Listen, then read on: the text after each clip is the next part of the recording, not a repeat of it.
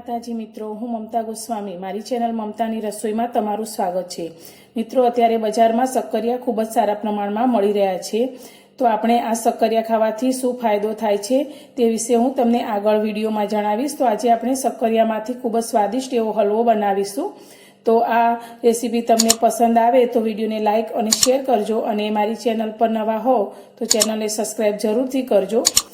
તો આપણે આ શક્કરિયા વિશેના થોડા ફાયદા જાણીએ, અને આગળ હું તમને આ શક્કરિયા વિશેના વધારે ફાયદાને જણાવતી જઈશ, અને આપણે આ રેસીપી શરૂ કરીશું। તો સૌથી પહેલાં આપણે જાણીએ તો શક્કરિયાની અંદર વિટામિન સી અને ડી ખૂબ જ સારા પ્રમાણમાં હોય છે, અને તેમાં કેલ્શિયમ અને ફાઇબર ખૂબ જ વધારે પ્રમાણમાં હોય છે, સાથે મેગ્નેશિયમ પણ હોય છે। જેને એનિમિયાની તકલીફ રહેતી હોય તેમના માટે આ શક્કરિયા ખૂબ જ ફાયદો કરે છે।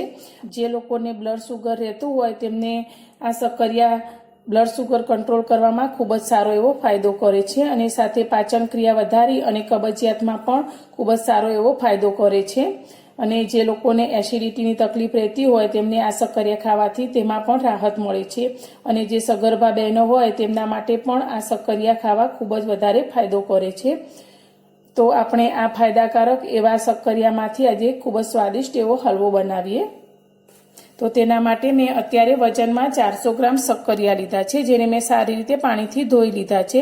તો હવે તેની આપણે ઉપરની આ જે છાલ છે તેને આ રીતે દૂર કરી લઈશું।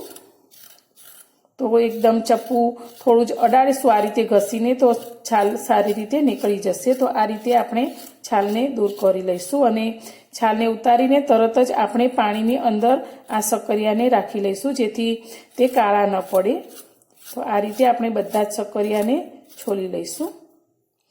શક્કરિયાને છોલીને આ રીતે મેં પાણીમાં લઈ લીધા છે। તો હવે આપણે તેને સાઈડમાં મૂકીશું, અને એક આ રીતની મોટી થાળી લઈ લઈશું, અને તેની અંદર આપણે આ રીતની મોટા કાણાવાળી છીણી મૂકીશું।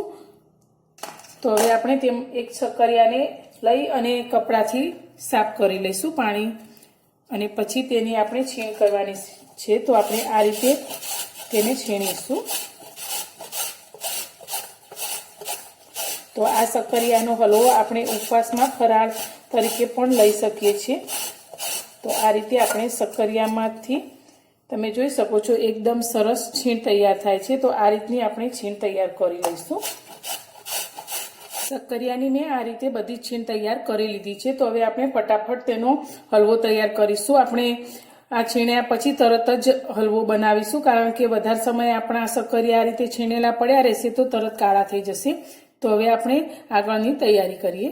ગેસ પર આપણે કડાઈને ગરમ કરવા મૂકી છે। તો તેની અંદર આપણે 4 ચમચી જેટલું ઘી એડ કરીશું। વજનમાં આપણે 100 ગ્રામ જેટલું ઘી લીધું છે। ઘી આપણું આ ઘરનું બનાવેલું ઘી લીધું છે, જેનો વિડીયો આપણે આગળ મૂકેલો જ છે।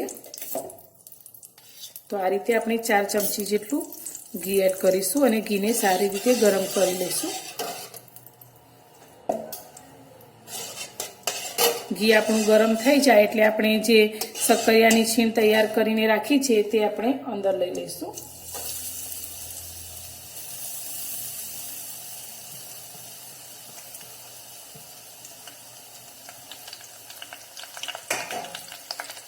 હવે ગેસની ફ્લેમ આપણે મીડિયમ કરી અને આ છીણને ઘીમાં સારી રીતે શેકવાની છે।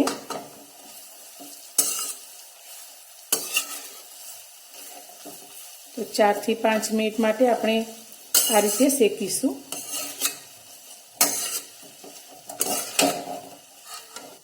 છીણને મેં ઘીમાં આ રીતે શેકી લીધી છે। તો શક્કરિયાની છીણને શેકાવાની સ્મેલ એકદમ સરસ આવવા લાગી છે। તો આ રીતે આપણે 4 થી 5 મિનિટ શેકીશું તો એકદમ સરસ રીતે આપણી આ છીણ શેકાઈ જશે।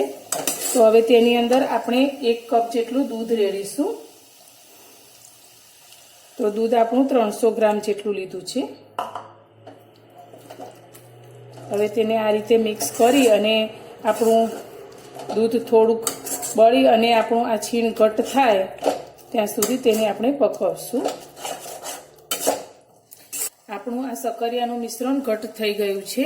તો અત્યારે મેં 150 ગ્રામ મોળો માવો લીધો છે। આપણે આ માવો ઘરનો જ બનાવેલો છે। આપણે મલાઈમાંથી ઘી બનાવીએ ત્યારે જે ઘી આપણું છૂટું પડે તેને ગળી અને પાછળ જે વધે આ માવો તૈયાર થાય છે તે માવો મેં અત્યારે લીધો છે. તેનો વિડીયો પણ આપણે આગળ બનાવેલો છે, તે તમે જોઈ શકો છો. આપણે 5 થી 6 દિવસની ફ્રેશ મલાઈ હોય તેને ગરમ કરી અને આ રીતે માવો તૈયાર કરી શકીએ છીએ. તેને સારી રીતે મિક્સ કરી લઈશું. આપણા સક્કરિયા ખાવામાં થોડા મીઠા હોય છે, તો અત્યારે આપણે સક્કરિયાને વધુ મીઠાશ આપવા માટે ખાંડ ઉમેરીશું. તો અત્યારે મેં વજનમાં 300 ગ્રામ જેટલી ખાંડ લીધી છે. ખાંડ તમે તમારા ટેસ્ટ પ્રમાણે વધારે કે ઓછી લઈ શકો છો. તેને પણ આપણે મિક્સ કરી અને આ રીતે હલાવશું. તો આપણું ખાંડનું જે પાણી થાય અને તે બળે નહીં ત્યાં સુધી આપણે આ રીતે તેને મિક્સ કરી અને હલાવતા રહીશું.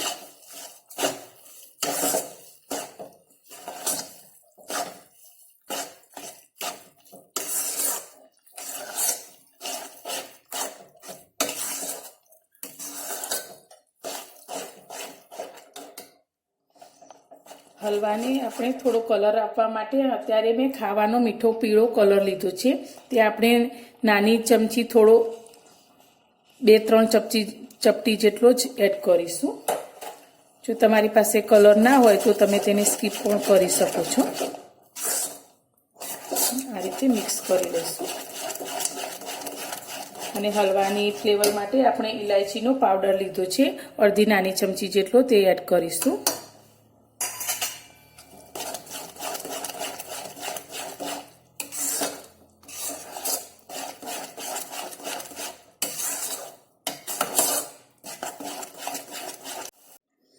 હલવામાંથી ઘી છૂટું પડવા લાગ્યું છે, તો આપણો હલવો તૈયાર થઈ ગયો છે. જો તમારી પાસે માવો ન હોય તો તમે દૂધનું પ્રમાણ થોડું વધારે લઈ અને પણ આ હલવો બનાવી શકો છો.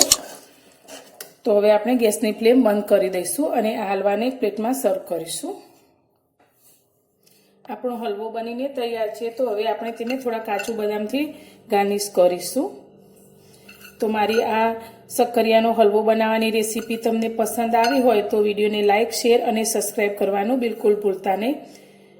અને તમે પણ આ જ રીતે આ સક્કરિયાના હલવાને ઘરે જરૂરથી બનાવજો. બધાને ખૂબ જ ભાવશે અને એકદમ સ્વાદિષ્ટ બને છે. તો ફરી મળીશું એક નવી જ રેસીપી સાથે નવા વિડીયોમાં.